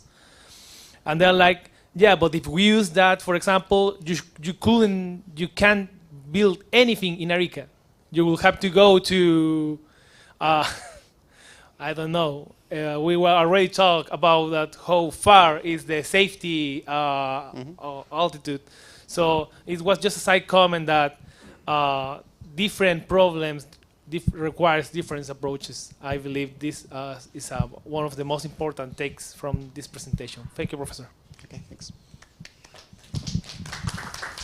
Oh, sorry. One more question. Sorry, Gabriel. Can I add something related to the last comment? It is really interesting because it is probably related to the main goal of this meeting. In fact, what we can do with these worst case scenarios, like, yeah? But this is of course a problem to be solved. But the first step is to put it into consideration of public policy. This is the first step. And then there can be some solutions, not always as 100% solutions, but we can build, for example, cities thinking on, for example, rapid ways to be far away from the coastline, for example, like this. We don't need to avoid the entire area. I mean, we need to think in another way to build our cities. It's like, for example, I don't know, for the case of active faults, it doesn't mean that we need to do not habitate a territory. We need to habitate it, we need to consider it in a different way. And so the first step is that we need to be clear and to pass a strong message that the worst case scenario needs to be considered. Is my thinking. Yeah, I think it's risk management. And there are going to be different goals and the different strategies. Part of the question is how much risk are we capable of take? I don't know if it's the right word, but it's something that needs to be discussed, certainly. Okay, thank you.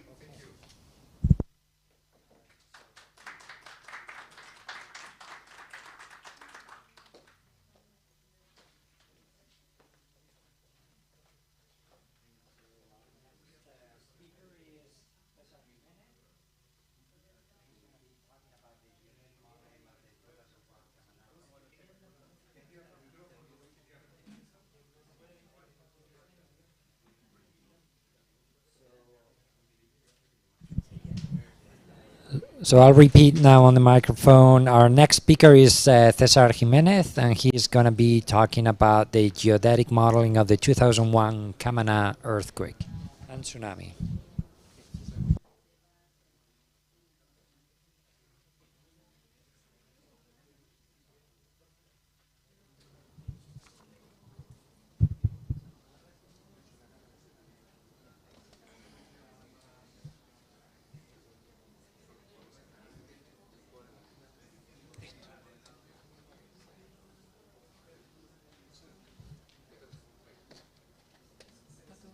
Sí, pero tiene que...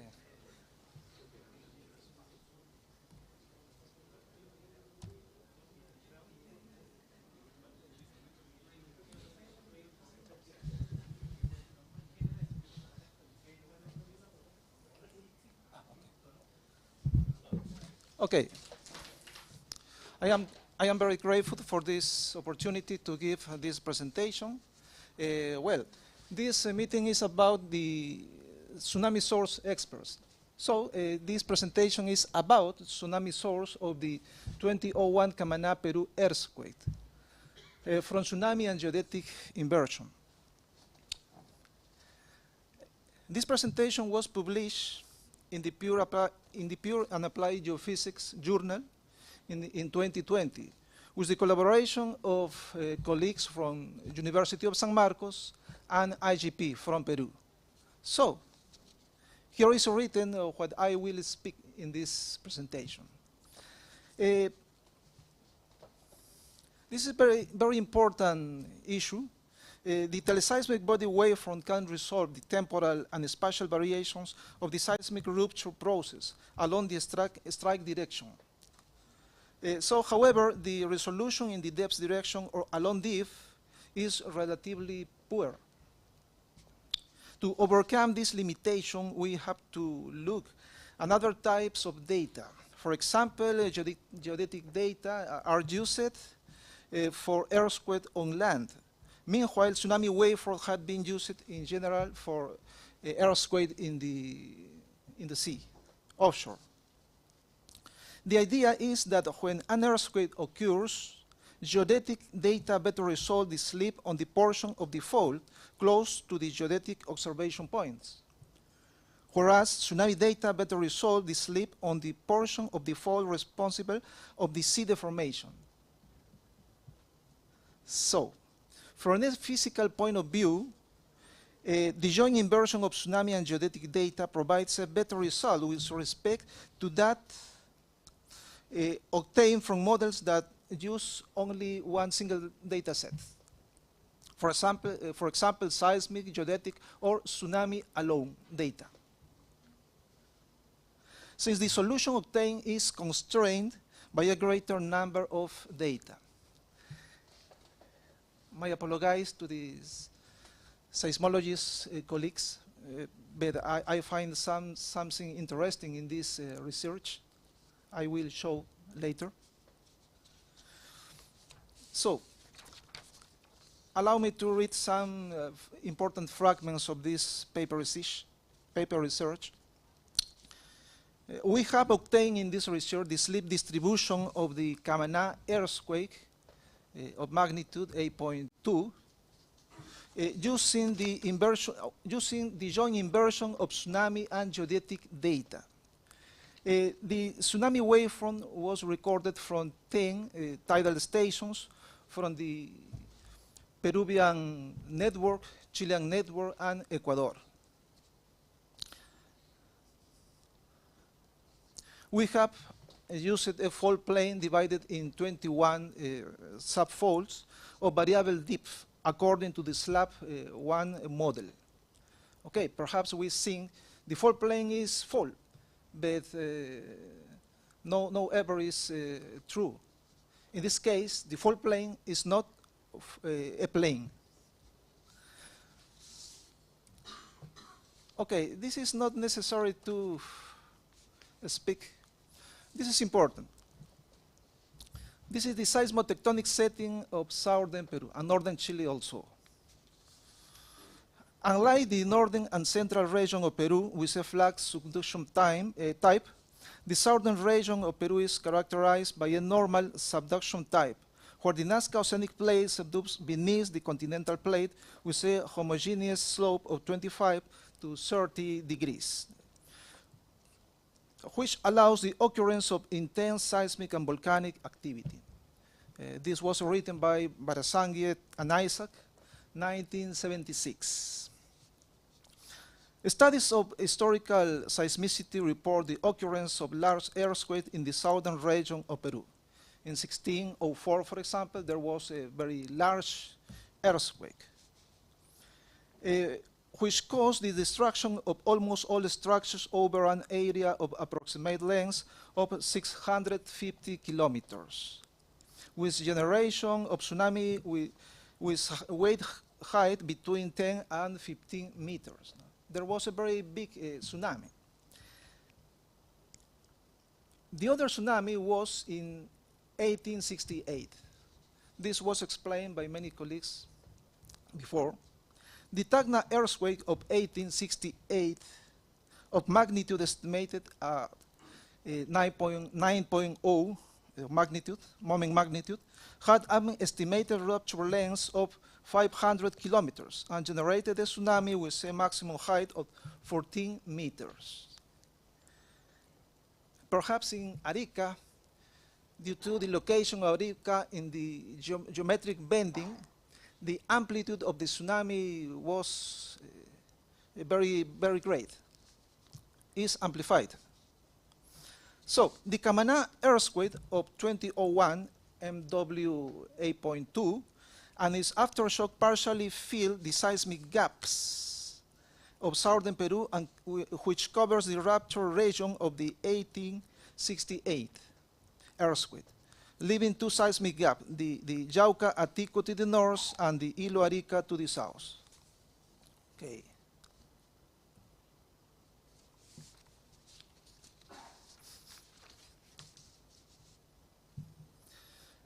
I will speak about the acquisition of tsunami data. Okay, I will come back again to this. Okay, this slide is important for me. Okay, in this data, I will show in this slide, I will show the data that we have used for this inversion process. No? Okay. To conduct this research, the data was obtained from different sources, such as the tidal recordings of 10 digital tide gauge stations, which belong to the Global Tidal Network Sea Level Station Monitoring Facility, and the data is free on the internet. This is very, very good for me.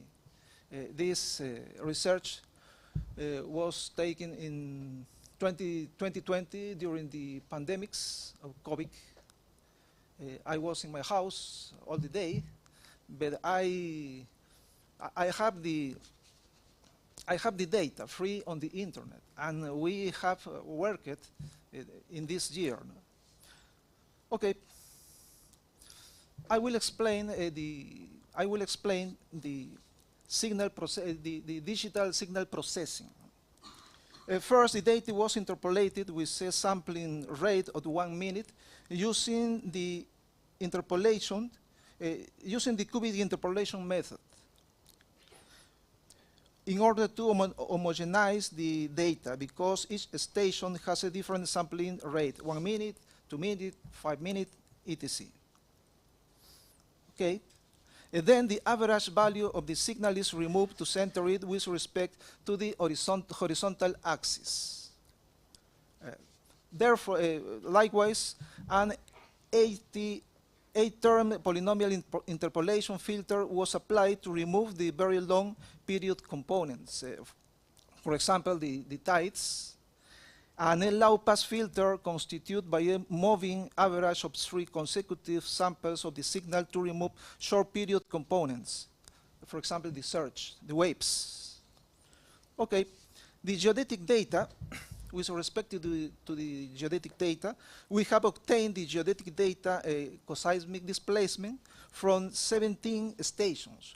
14 geodetic data were obtained from the publication of Prichard et al. 2007. We don't have processed the GPS data. We have taken the coseismic displacement from these papers. The remaining 3 data were obtained from the publication of Ocola 2008 for the Camaná and Hilo stations, and seismic subsidence data recorded by the Matarani tidal stations. There is a difference between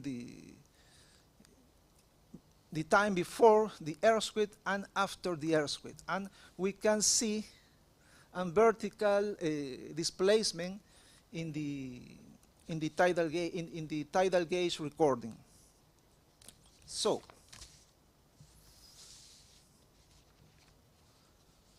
okay, here in this map we show the correlation between the observed and simulated coseismic displacement. So, the source geometry based on aftershock. Okay, according to the NAIC, there were a total of 126 aftershocks of shallow depths, less than 60 kilometers, of magnitude between 4 and 5.9 MW in the first 24 hours. So, this distribution of the aftershock can show the fault plane of the earthquake of Camaná within the first day.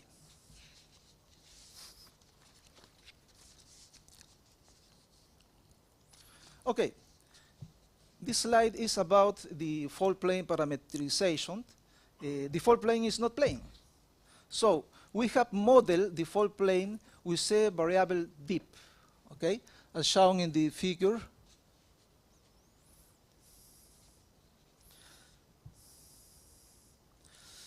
Okay, the geometry of the seismic source of our preferred model was discretized in 21 rectangular subfolds, 7 along the strike direction and 3 subfolds along the dip direction. Each subfold has a dimension of 43 times 40 kilometers square. The focal mechanism is the same for all the subfolds except the dip angle. The dip angle is variable with respect to the slab 1 model on Hayes et al. 2012. The role of megatrace geometry on slip estimation is very important. Sometimes the result obtained from a planar fault geometry can produce artifacts, as shown by Moreno et al. 2009. So, and we have conducted this research with a fault plane, and then we have compared with this fault plane with variable dip. And this is better than the last one. Okay.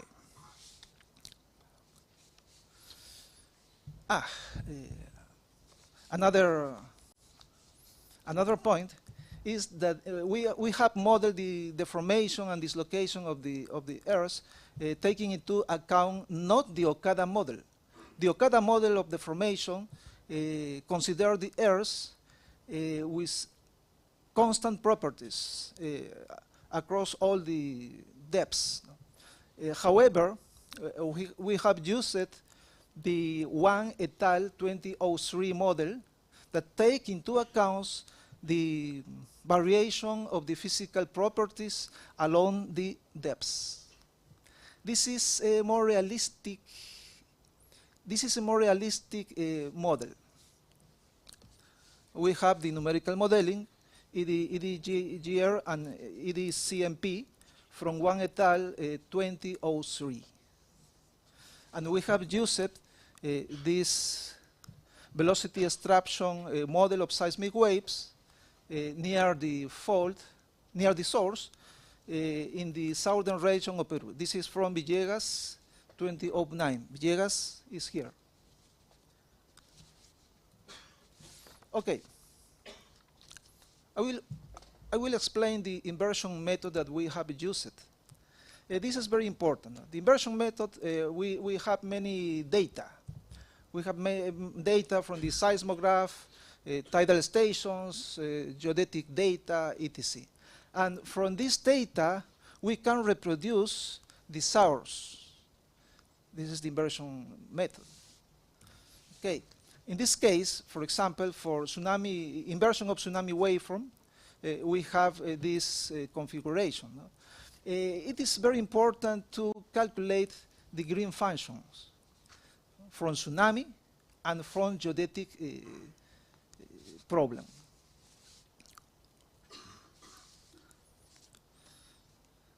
The geodetic green function show the synthetic coseismic displacement in the location of the GPS stations and observation points due to a unitary slip in each subfold. So, the coseismic displacement generated in the location of the E geodetic station due to a unitary deformation of the J subfold. Okay, the equation is this. This is the equation. Okay, here we have the green function. M are the slip distribution, and D is the data. So, in the case of a joint inversion, we have this equation, where the sub T index is the tsunami data. This J is referred to the geodetic problem. Okay. To calculate the inversion process, we use the non-negative least square method. What is the idea? The idea is to reduce, to minimize the square of the difference of the observed and simulated data. So when we minimize this this quantity, so we obtain the slip distribution. Okay, the results are here.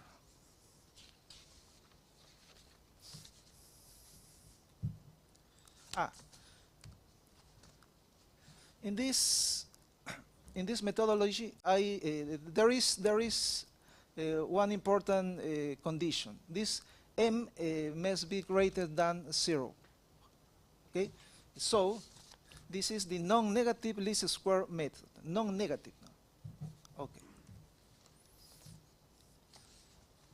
This implies that the slip distribution, all the values of the slip distribution must be positive. So, we have conducted the joint inversion tsunami plus geodetic data and the inversion of tsunami data alone. In this figure, for example, we have the joint inversion, so, and here we show the tsunami inversion alone. I can see, for example, that the slip distribution is very close to the coastline. However, close to the trench, there is no slip. However, in this inversion, with only tsunami data, we have some subfolds that have some value of sleep. No? Okay. Also, we have conducted a resolution test for to change the size of the subfold. However, the pattern is very similar. So we can see that the asperities are located offshore Camaná.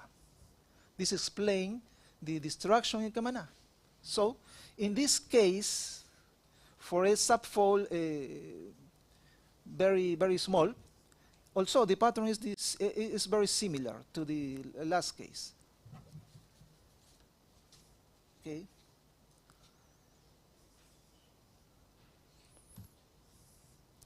Okay, this is the resolution test. The pattern is very similar.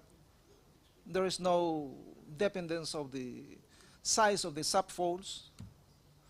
Okay, we have calculated the scalar seismic moment. This is the equation. We take into account that the coefficient is not constant, it's variable with respect to the depths. No? We are using an stratified model for the properties of the rigidity of elastic medium. Okay. This is the seismic moment, or I mean the tsunami moment, tsunami plus geodetic moment, 2.72 times 10 to 21. And the moment magnitude calculated is 8.2. It's very similar to the value calculated by the USGS of 8.4.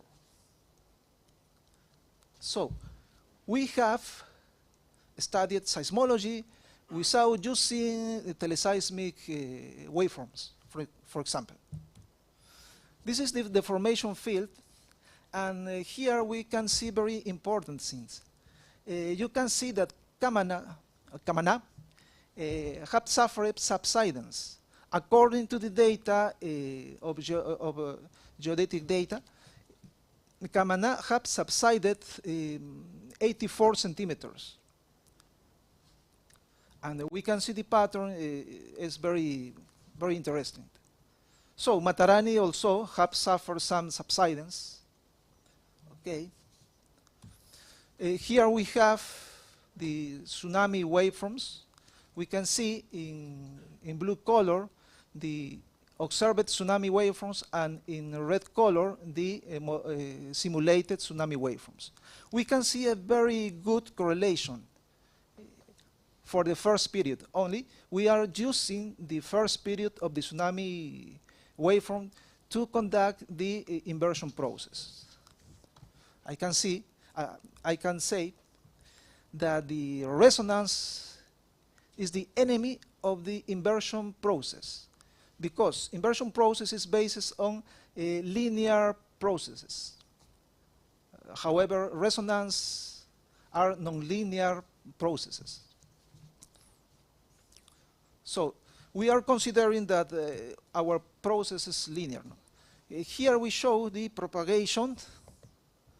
This is an animation. Okay. This is an animation of the propagation of the tsunami according to this model that we have calculated. The deformation model is the initial condition for the propagation of the tsunami. Okay. Also, we have obtained the teleseismic wave for inversion, and I have conducted this today, and we have found some very interesting things.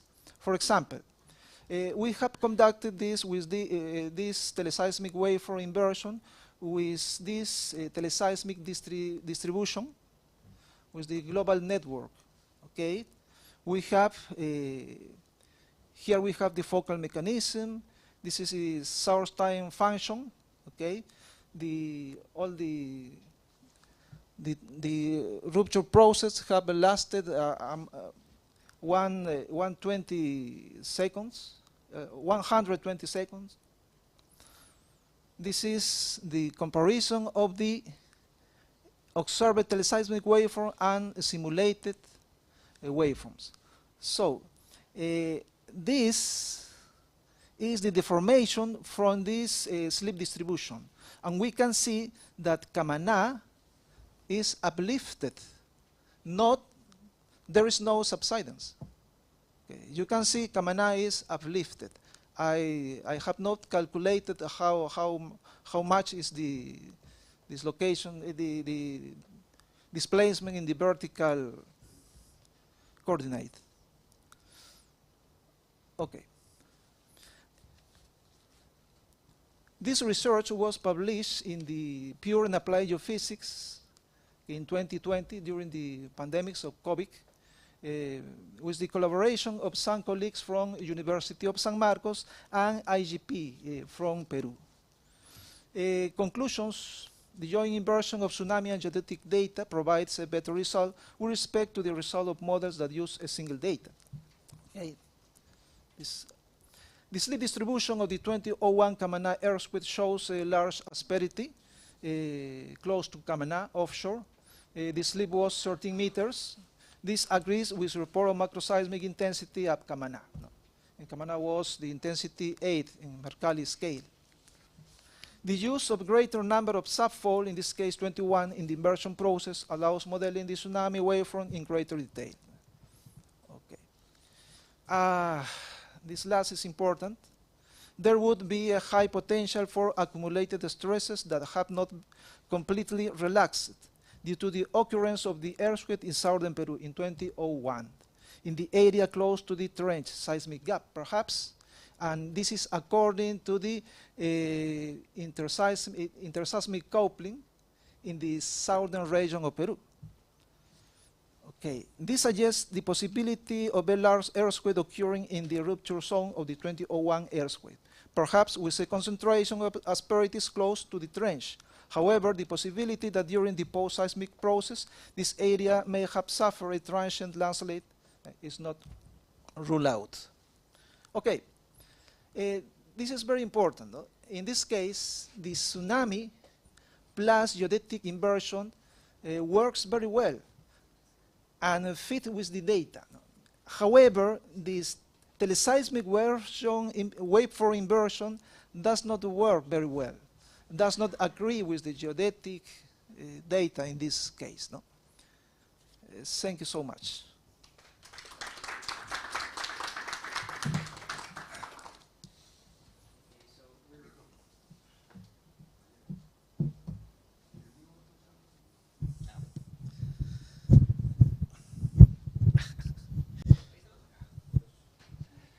Okay, so we're running behind again, and so we're gonna skip the question and answer section for this talk and the next talk. So we're gonna ask you to maybe take it to coffee hour or to dinner, and just ask.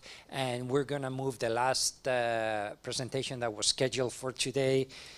Jorge Morales. Yeah, that one we're gonna move to tomorrow. And maybe the first one tomorrow, and we're gonna have yours, Jacinta, and we're gonna skip the question section of this talk as well because we need to take the bus. So so you can approach Jacinta anytime during the week and ask your questions. Okay, good afternoon. So I will try, sorry about my voice again, sorry. I will try to be very fast. So they asked me to do a talk about the source of the 2014 Iquique earthquake. And I have a paper about it, but it's more for modeling than for source. So I compiled from some other authors to try to see the big pictures and to have more questions than answers. So we'll see. Before to start, I will thank Patricio to explain Coquimbo, because I have some modeling that showed exactly what you said. Okay, so before the 2014, what we knew, we have some. No, sorry, this doesn't work. We tried to see the entire cycle of the historical earthquake, only historical, yes? And we have different lengths that are related to the magnitude, yes? And then also related to the wave height, yes, of the tsunami generated. This is inferred, but it's a big earthquake. It's thought to be a big earthquake. I don't know. I tried to find some more information about it. I couldn't find a lot, just that. But then we have like each year something smaller. And then again, we have a very big one in the 1877, or at least according to the length that show Becerra in 2016. And then again, we have a smaller one. So when happened in 2010, we were like, okay, what other areas are waiting to break or to do the rupture that we want to know? It was, okay, it was the northern one, and we thought that we wanted something similar to the 1877. It was like, we need to do a lot of research. We need to put, for example, the IPOC project that brought a lot of instruments. So we were waiting something like that, and really we wanted something like that. But didn't happen. So what we know, what more we know before the 2014.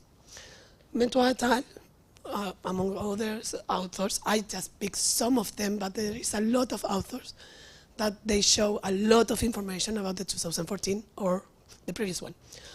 She put the 2001 that it was recently explained, and this in the southern part. But all of this, it wasn't break. So we want something like that. And then, of course, all these studies were after the earthquake. So we tried to understand if there were some precursors, or if there were some activity that gives us some signal.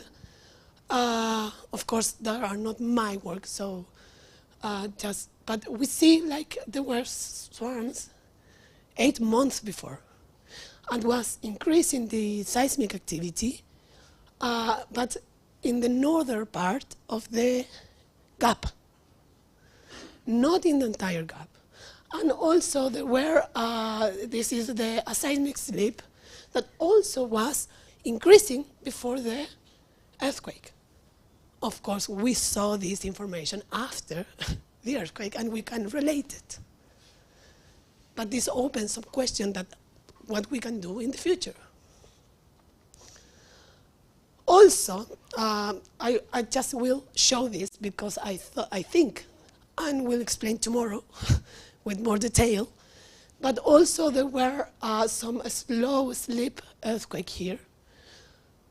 And I don't know, maybe they are like surrounding the seismic slip. So could be a signal. Could be a barrier, could help to not propagate completely. I don't know, I really don't have idea. And also, as I think there are a lot of people showing this, the locking, sorry, it's cut. This is the locking degree model. This is from Drapela, the entire figure, but Moreno is the locking model. Yeah, and we see that there is a part here where there is a locking area with a high degree, and there is also in the southern part. But there is something in between that is not locked. So again, why we thought that we wanted this big one. So again, we have a lot of information after the earthquake. Yes. Now, that is my work. So now I know what I say. We try to see what happens if we have heterogeneous sources or homogeneous that was used before, and when this happened, yes. So now we know there is the W phase. There is some others that are very fast, but that day the rectangular homogeneous one was the fastest that you can calculate. Well, as well now as well, yes. So here is the sorry for the.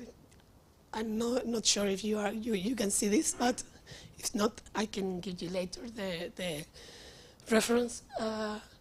We test three models, two coseismic, heterogeneous one, calculated very fast, very after the earthquake. So it was published, even not send it or calculate but that even before. So Leotal put his model with all the collaborators in May, and it was in the April. And even though we will see they work very good, the model work very good, but it still is a small earthquake. And with this small earthquake, you have a high probability to work fine. Yes. So here there is the different parameters that each they use.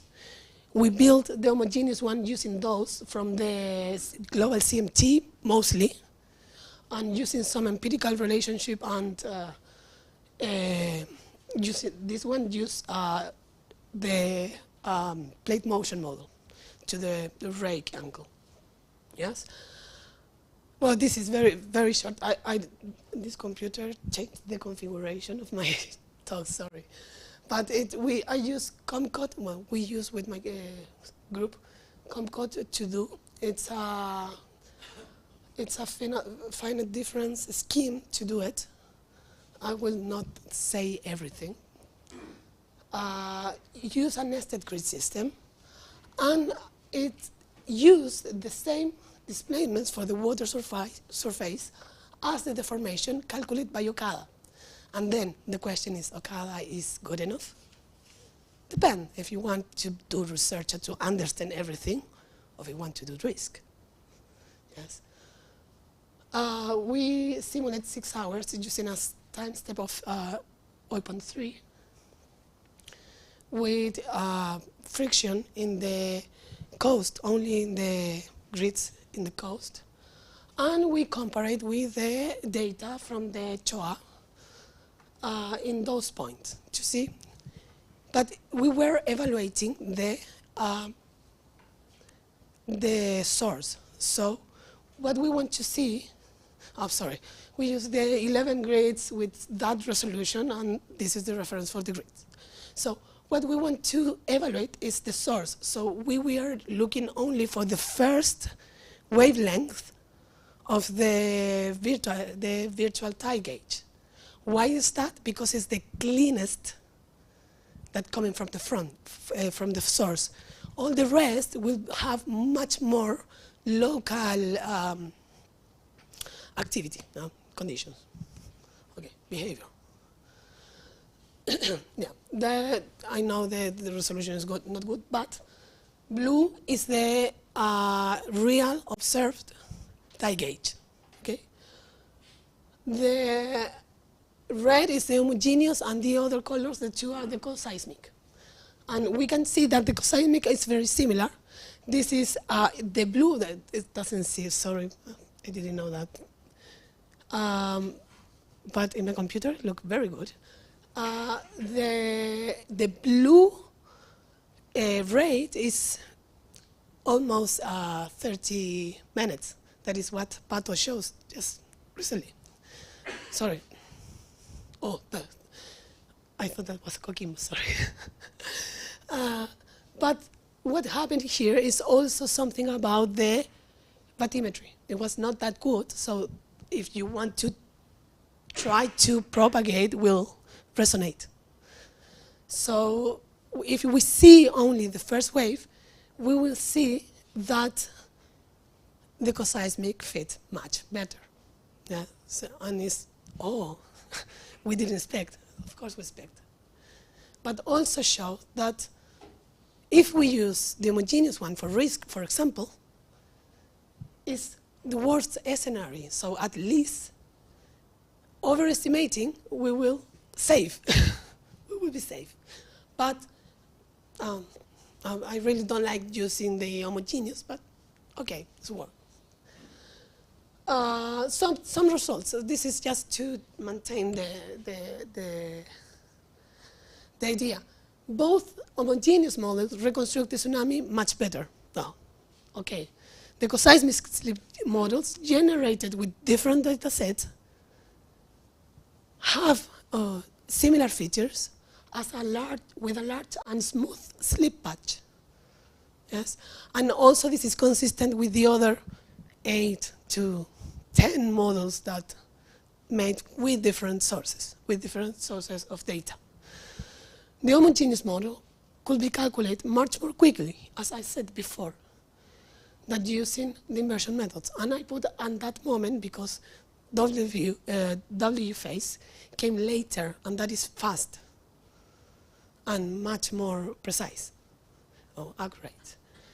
The homogeneous model could be used to give a rapid response, but could underestimate the wave height in front of the main patch and overestimate in the coastal of the limits. So if we see, sorry, very quickly, the same amount of energy, it's put it in the entire rectangle, but here is concentrated. So everything beyond the limits will have much more energy because of this. And for the other hand, here should be less because it's the same energy is stretched in the other. Yes. So if we have that in mind, we could use as risk, or could be. The other thing is here, the blue one doesn't show any withdrawal before the arrival.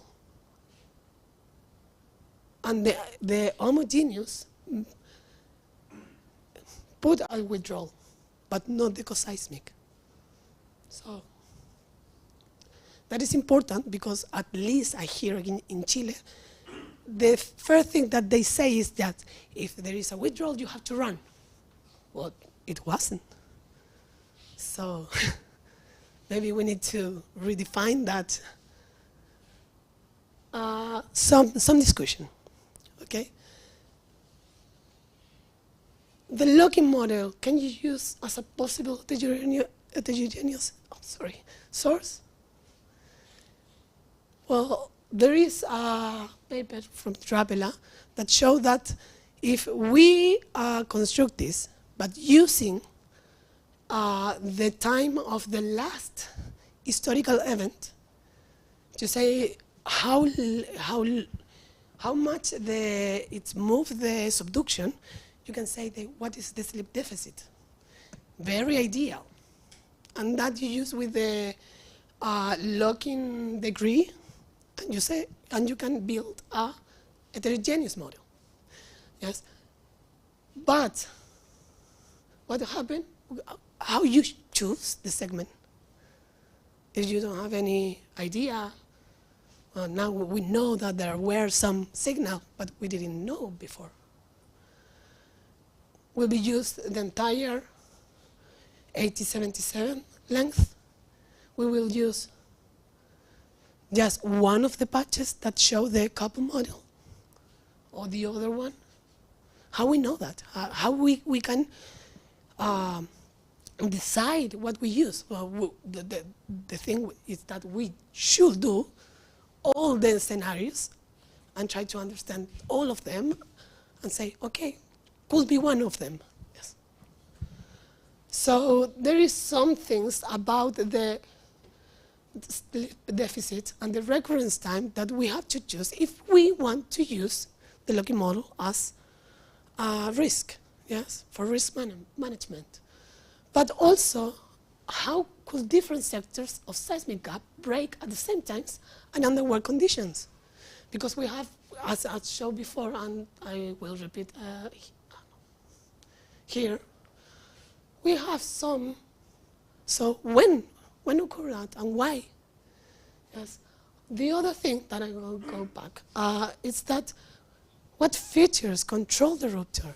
So, because one thing is to model the scenarios, stochastic, do a lot of things to PTHA, to PSHA,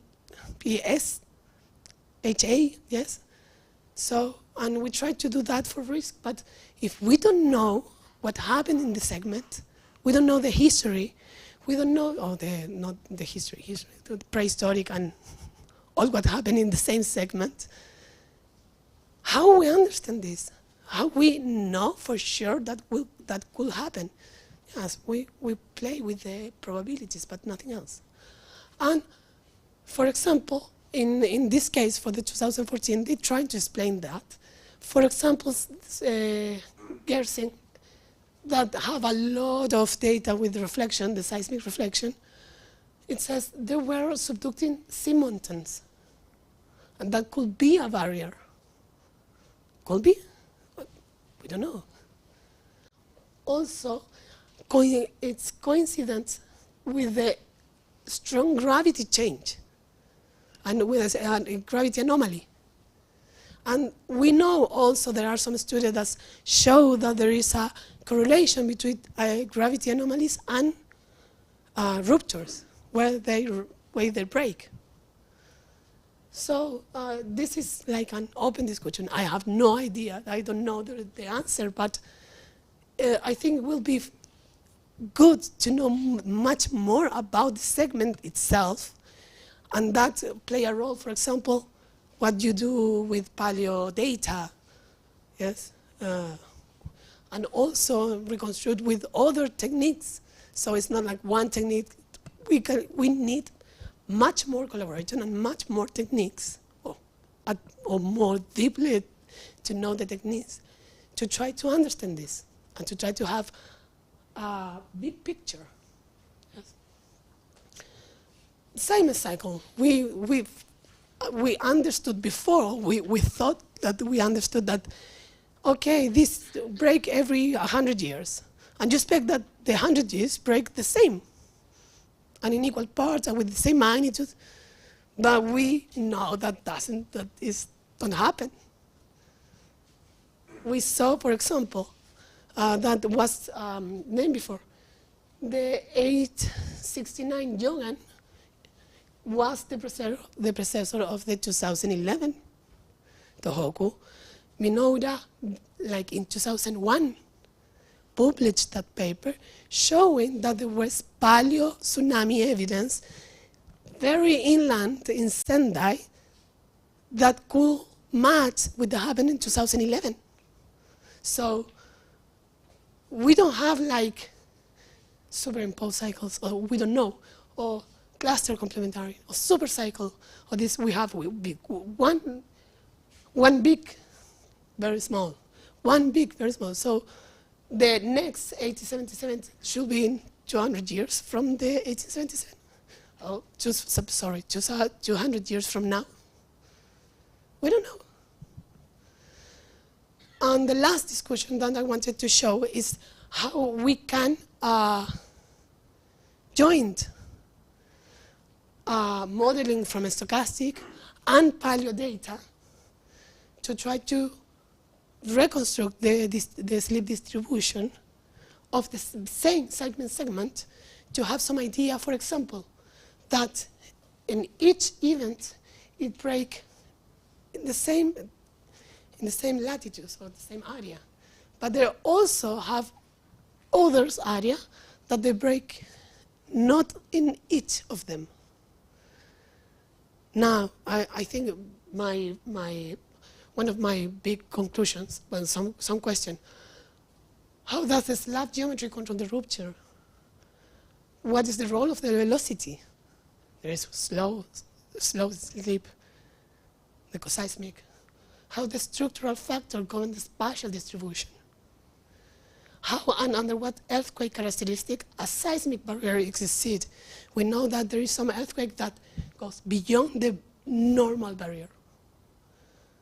But that barrier could be in both directions. We don't know. How is the seismic cycle, superseismic, superimposed for each segment? Which areas from the same seismic segment tend to break in the majority of the earthquake, and which areas are unlikely to break?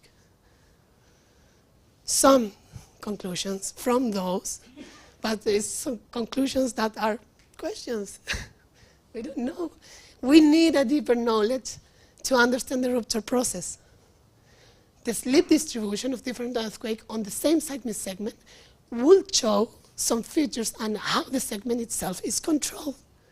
But for that, we need a lot of data.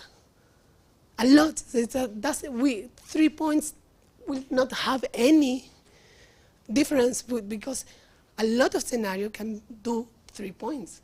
So we need a lot of points in the entire segment, the entire coastal area. It is necessary to have, there's more data to reconstruct past tsunami earthquake that I said. In a seismic gap, not the entire segment will rupture. We thought that before. Homogeneous model can be used for a rapid calculation, although more accurate models are preferred. Thank you.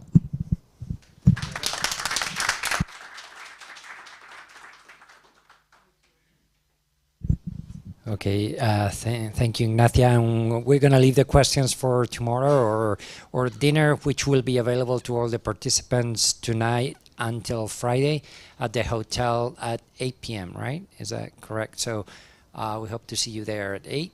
And this concludes our presentations today, and we'll see you at dinner and then tomorrow morning again. Thank you.